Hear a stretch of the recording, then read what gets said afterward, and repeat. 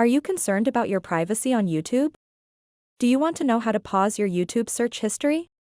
In this video, I'll show you how to easily pause your YouTube search history. This way, you can keep your searches private and prevent them from being saved. So make sure to watch this video until the very end to learn how. First of all, let's open up the YouTube mobile application and then tap on your profile picture icon at the top right corner of the screen. So now what you want to do next is tap on your data in YouTube,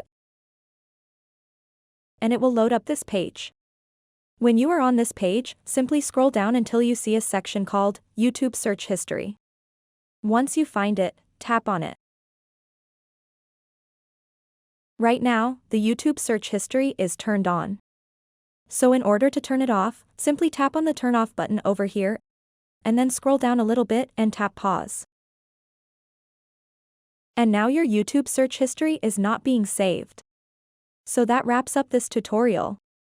If you have any questions about this whole process, please let me know in the comments section below. And if this video helped you out, please give it a big thumbs up and subscribe to this channel for more tutorial videos like this one.